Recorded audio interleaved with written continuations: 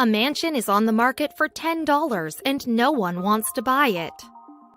There aren't a lot of people who will ever know what it's like to own their very own mansion. But still, we can dream of having a theater in the basement and an Olympic-sized swimming pool in our garden. Now that we've gotten you to think about that life, what if we told you that there's a mansion on the market right now that you could definitely afford? It's in New Jersey, and it's seen its fair share of things being 111 years old. There is a catch, of course.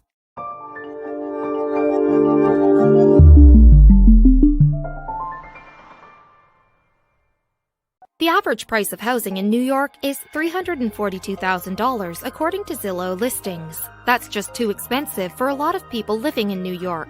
So now, just think about that $10 mansion. Can you imagine the turn-up at that open house? Well, the house has actually been listed for a long time, and yet no one has bought it. You'll never guess the reason behind it.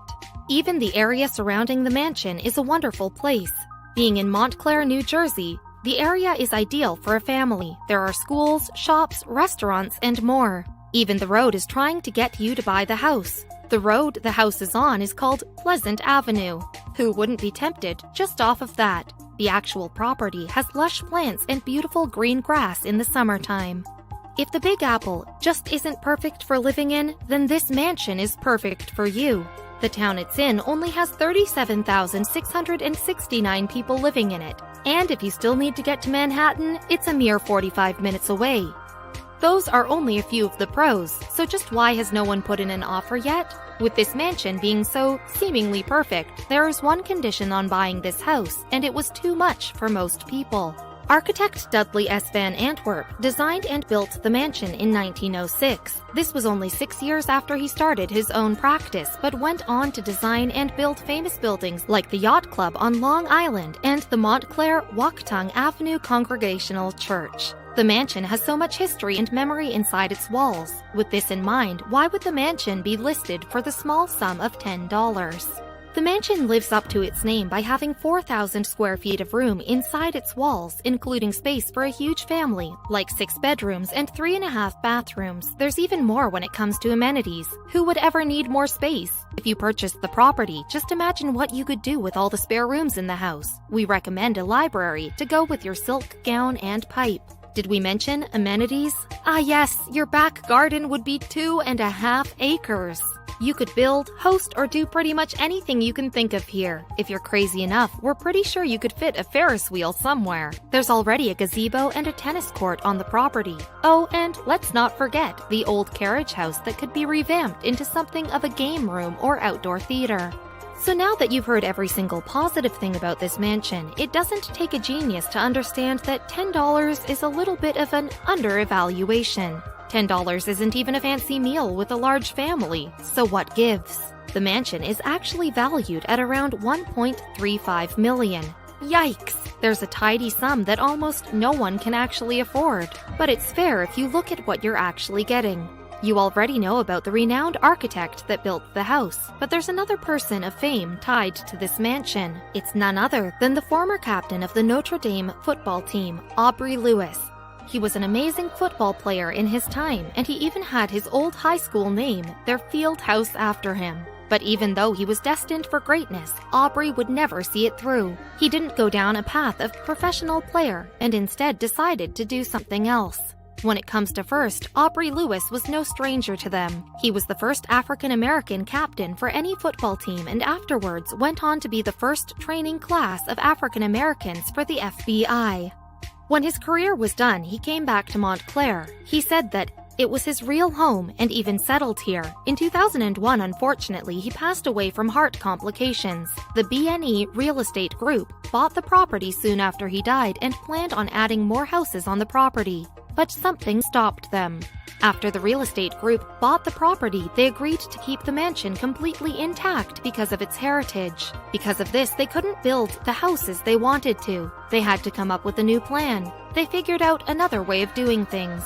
They put the property up for only $10 in hopes that someone would buy it, knowing full well what the consequences would be. So, how bad could the deal be that people would turn up a $10 mansion? The problem with the property is that the mansion can't stay where it is in Montclair.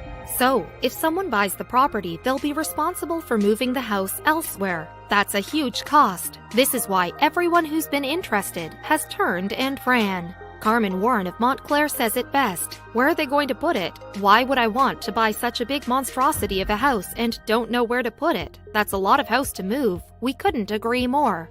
Whoever purchases the mansion is going to be responsible for not only moving the residence within a quarter mile of its current location, but they must pay for all of the costs that come with buying a new home. The buyer is also going to be required to go through all of the necessary renovations before lifting the mansion, which all needs to be paid out of pocket. That's going to get real expensive real fast. Due to the old age of the mansion, the seller is offering $10,000 to help with any renovations that need to be made throughout the property. That's a generous offer at first glance, but when you think about all of the necessary repairs on top of the relocation, the cost is going to be astronomical. The total effort is estimated to cost around $200,000, which is still less than what the mansion is worth, but it's still a great deal of money.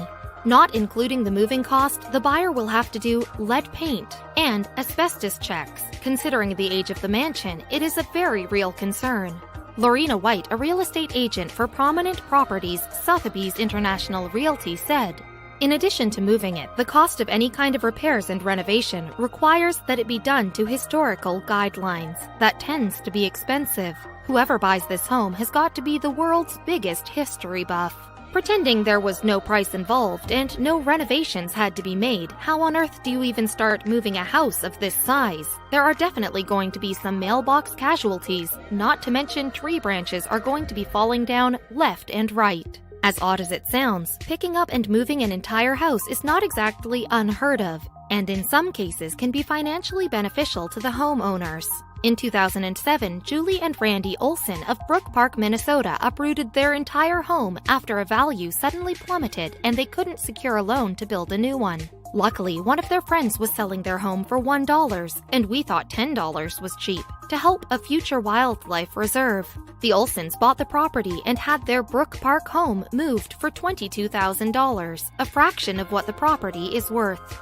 If the Olsen story is any indication, relocating a house is possible and can be financially beneficial if you go about it in a smart way. In some cases, it actually might be a sensible thing to do. Not to mention that once it's relocated, you're not going to have to worry about those costs ever again. Maybe a fix here and there, but nothing like the initial cost of renovations and uprooting an entire home. Big picture, a beautiful home, great suburban location, a nice story to tell friends at any gathering, and a whole lot of room to entertain. All you need to do is skip buying a movie ticket every week.